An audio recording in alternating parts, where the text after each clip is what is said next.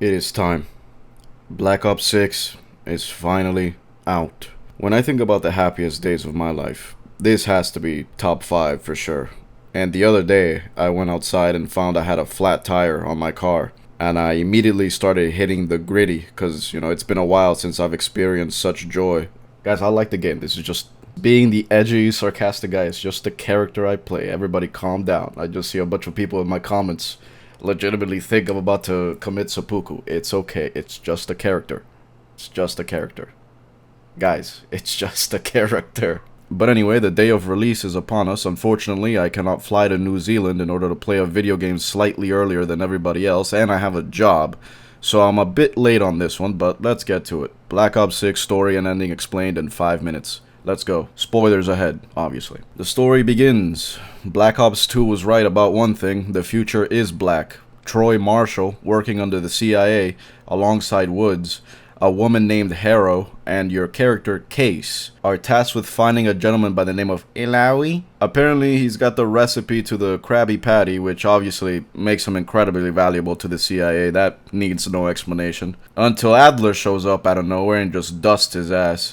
He tells us that the Krabby Patty formula cannot fall into the hands of the CIA as it has been compromised. Oh no.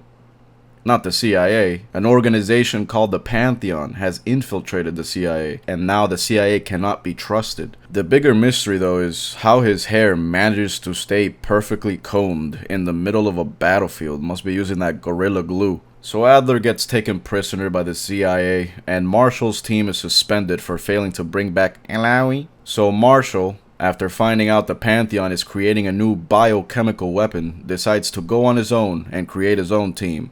A team full of badasses, tech experts, absolute legends, and a new base of operations on top of it, while Harrow is our ally within the CIA. Woods does what he can, which is breathe. The first mission, get Adler back. That goes pretty smoothly, and the CIA, being good sports, decided to comb his hair while they held him captive as well, just to make sure Adler is always Instagram ready. Next up, we gotta deal with the biochemical weapon the Pantheon is working on. They call it the Cradle. The Pantheon, the Cradle, the Guild. This game is written by people learning how to speak English. I think Krabby Patty is a better name for it, but let's call it the Cradle. Here we find out the origin of our character Case. His name is Case because he was actually case number 1 of the experiments that used the Cradle. The Pantheon created the Cradle at first to create a super soldier, but they couldn't quite control it, so instead they do the only logical thing, which is turn it into a gas that when inhaled make you hallucinate and start fighting zombies and answer phone calls. Yeah, no, that is dangerous, actually. I'm an introvert. Answering phone calls is my version of the Cold War, so. Case is hallucinating zombies for a good while. I hear that's what happens when you eat lunchly as well, so.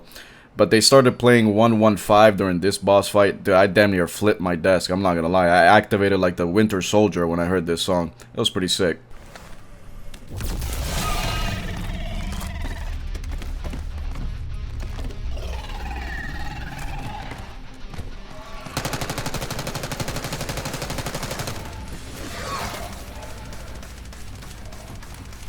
But once the juice is out of Case's system, we find out through some recovered footage of the original experiments of the Cradle, we are told that Harrow is actually the leader of the Pantheon.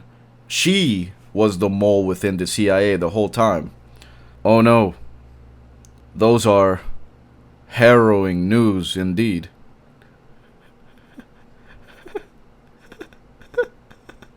Subscribe. So now it's about tracking down Harrow and what she's planning to do with the Cradle. She was using Vorkuta, the prison from Black Ops 1, as a facility to mass produce the gas. We track her down, capture her, and take her in for questioning. Adler, being Adler, can't just torture people like a normal person. Always gotta be different, always gotta do the most. So he pulls a drug out that induces schizophrenia. Bro, what? Where they sell that at, bro? CVS? So Harrow does ayahuasca for the first time, I guess, and she starts tripping out. She has to actually fight the evil version of herself as she fights to put the pieces of herself back together. And within those pieces, we hear her story. Her parents were both CIA agents, and one night, a game of Uno goes horribly wrong. Her mom goes to Harrow's room and tells Harrow, "I double reversed your father," and he fucking shot me. Excuse me. Sorry, I had to clear my throat real quick. Apparently, these two CIA agents couldn't deal with one guy, so John Wick in his prime takes both of them out, and then Harrow is left traumatized by the incident. So this weak spot is what would eventually be taken advantage of by the Pantheon to trick her into thinking the CIA was the enemy. The CIA was the one who killed their parents. She even thought it was Adler under that ski mask, but if it was Adler, you'd be able to see the outline of his hair still perfectly combed through the ski mask, so that's a dead giveaway. It wasn't Adler at all. It wasn't the CIA. It was the Pantheon. So the drug starts to wear off. Harrow becomes evil again. The Pantheon track down where they were staying, and Woods does his best to hold them off.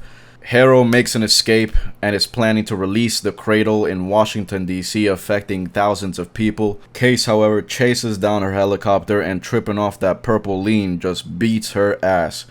But the helicopter goes down in the water and they both die in the process. Now, we are all heroes. We saved the world. Woohoo! Good job, Woods. You're a beast.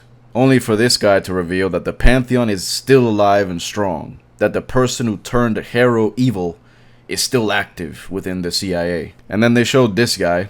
I was like, who the hell is this guy? It looked like Jason Statham in his prime, but apparently we're not supposed to know who this guy is. He's a new character called Kane. And he was actually present all throughout the game, just kind of in the background. He seems to be the big new bad in the games. You can read his bio in the operator menu, not much, but it's enough to say, yeah, we'll see this dude again at some point. And that is the story of Black Ops 6. Peace.